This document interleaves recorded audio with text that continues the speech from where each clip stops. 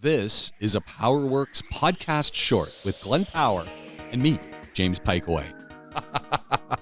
Speaking of that, Joey Woo Woo went up to Cochrane, Ontario, and he sends a video. Can we say that on? Yeah. All right. It's a place. Okay. Jason Michaud, the Mosquito, who we've got a podcast up if you want to go listen to that. He's in the space industry. So they go up there, they're setting up this whole space learning center, and they're doing some STEM with rockets and stuff up there. And Joey Woo Woo is driving his, he's got a gym. What's he do? He's got a Silverado, or could be. He's driving this thing across a clear-cut mud field, and good V8. Clearly, he's got it in four-wheel, and he's giving her because you can just see the way it's bouncing. Like this thing is four-wheel spinning at one point. Well, got to keep going. That momentum. But Joey Woo is kind of a fanatic for cleanliness, and the Buick Regal that I got grass underneath on the differential for driving it across a field years gone by with my girlfriend. I would say that was date night though, wasn't it? It was with girlfriend, now wife. Yeah. And, I give him back the car and he says, brother, got a question for you. I put the thing up on the lift as I was cleaning the underside of it, just because that's what you do. And there's quite a bit of grass.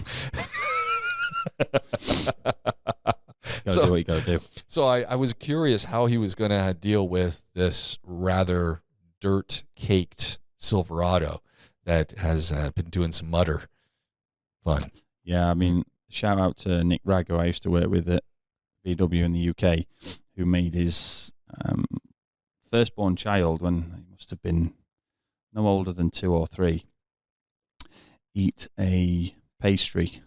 I believe it was a cheese straw. In the rain, cold and wet, before he could get in his car.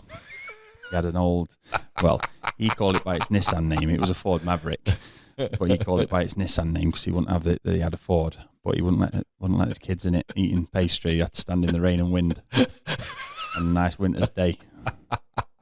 Same man, actually. We called him one Saturday to see if he was going for a beer. And his wife answered the house phone. He never used to answer his mobile to us. And his wife answered the house phone and said, "Oh, hang on, he's just out in the garage hoovering it." Back in the garage. Still give him some for that, actually. It sounds like Joey Woo Woo.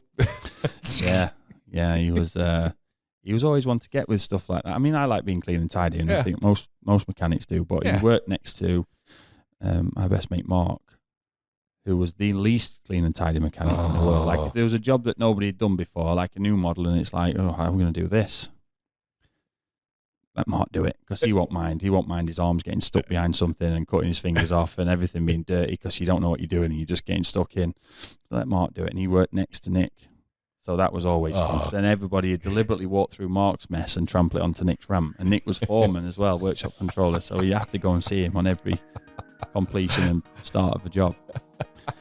Oh, yeah. Yeah, love it. Yeah, shout out to Nick Ragg.